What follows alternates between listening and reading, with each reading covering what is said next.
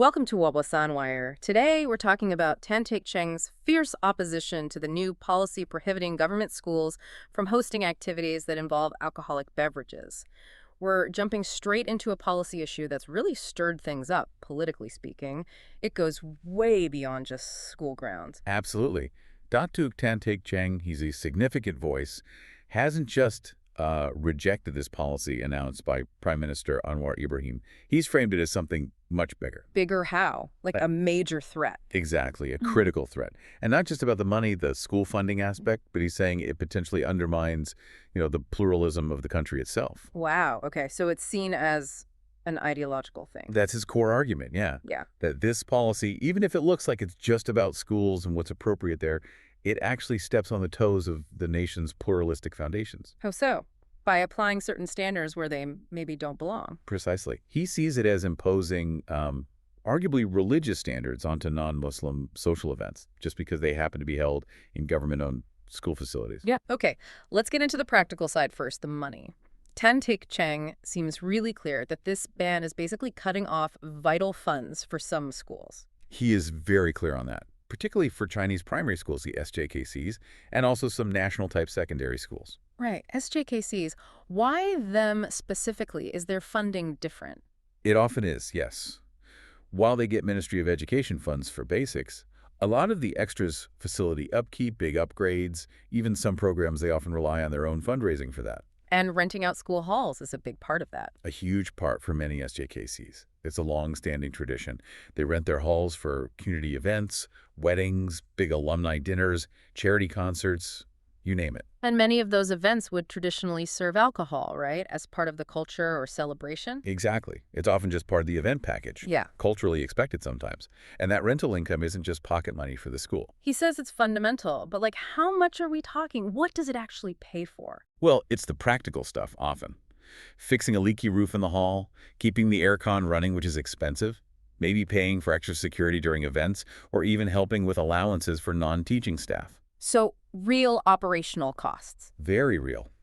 Teik Cheng suggests for popular SJKC halls, this could mean, tens of thousands of ringgit a year, cutting that off with one stroke, as he put it. It means problems. Maintenance gets delayed, maybe programs get cut. That's the concern, yes. Essential student services or school improvements could be impacted. It creates a real headache for the school boards. So the big question he's posing is, okay, government, you're cutting off this income stream that's been there for ages. Who fills the gap? Exactly. Right. Is the Ministry of Education stepping in? Is the Treasury going to allocate specific funds to cover this sudden shortfall? Because if not... If not, Teik Cheng argues, this isn't just some abstract policy debate. It becomes, and he used this phrase, a very realistic public livelihood issue. It affects how these schools can actually function day to day. That's a pretty strong claim. He's basically demanding a concrete solution, not just the ban itself. Yes. Show us the money, essentially. Where will it come from now? Because these schools, they'll feel the pinch pretty quickly if there isn't a clear alternative funding plan. Okay, that urgency, that financial pressure, it connects to his second big point, doesn't it? The ideological critique. It flows right into it. He doesn't mince words here. He calls it a religious policy. A religious policy, implying it goes against Malaysia's usual approach. That's exactly his point. He argues it contradicts the whole moderate, pluralistic spirit that Malaysia was, built on. Interesting. How does that square with the government's own Malaysia Madani concept? Isn't that supposed to be about pluralism too? Well, that's the core of Teik Cheng's critique. He's saying this ban actually betrays those Madani ideals. How? By using what he sees as specific religious reasoning to regulate non-Muslim activities, even if it's just within school premises.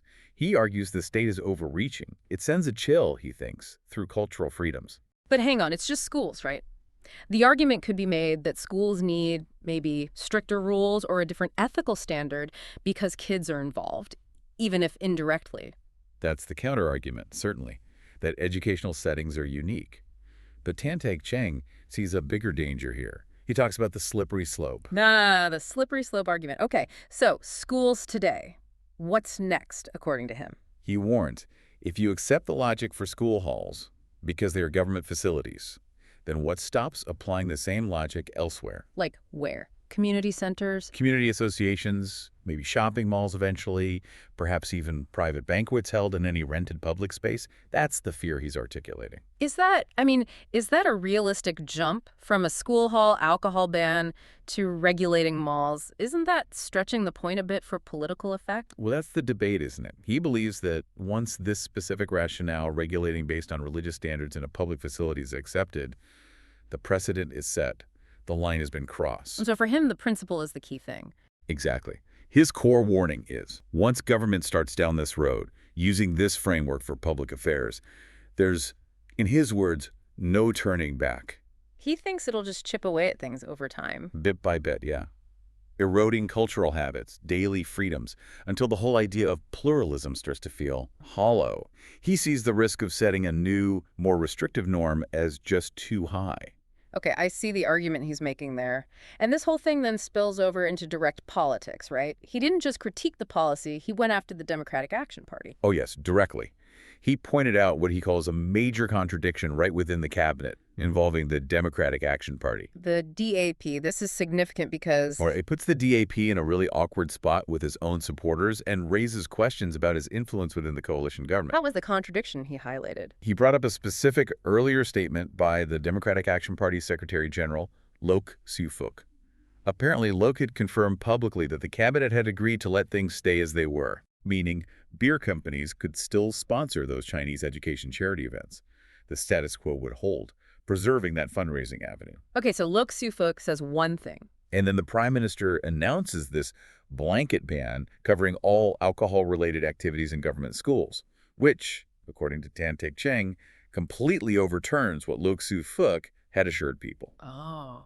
So Teik Cheng sees this as the DAP leadership failing to deliver, failing to protect interests they said they had secured? That's precisely how he frames it, a political failure.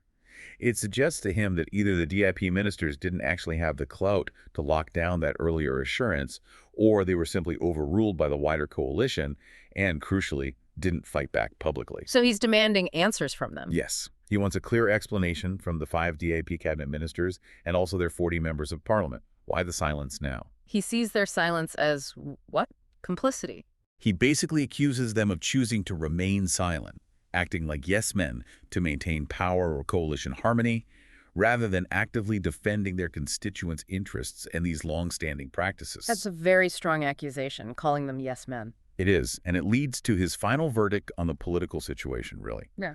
He claims that a party, especially one like DAP, that gets significant support from non-Muslim and Chinese communities, if it fails to stand up strongly on issues like this. Then what? Then, in his view, it loses the moral authority to promote the government's own Malaysia Madani vision. Because the actions contradict the vision? Exactly. He argues the ban itself, combined with the DAP's perceived silence, shows that the government's commitment to moderate pluralism is, in his words, just nominal, existing in name only, hollowed out by this kind of policy. Okay, so that really ties everything together. The money, the ideology, the politics. It does. It paints a picture of why this single policy has generated such fierce opposition from him. So just to recap for everyone listening, Teik Cheng's critique really rests on 3 main pillars, all connected. First, the practical, immediate financial hit to schools, especially SJKCs, losing essential income from hall rentals. Second, the ideological alarm bell he's ringing that this is a religious policy creeping in, threatening Malaysia's pluralistic foundation via that slippery slope. And third, the political challenge, accusing the DAP of internal contradiction, silence, and failing to protect the community interests they represent within the government. That covers the core of his arguments, yeah. Yeah. We've looked at the financial details, the principles he's raising, and the political accusations. It's complex. Definitely complex. And here's something for you to think about.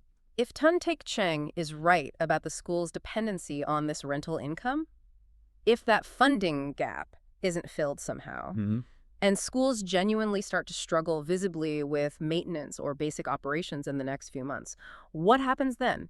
Does the political damage from being seen to neglect these schools start to outweigh whatever political points were scored by enacting the ban? That's a very real political calculation. The government, and especially the Ministry of Education, might have to face quite soon. It's a balancing act with real consequences. Food for thought indeed. Remember to like and subscribe for more videos like this.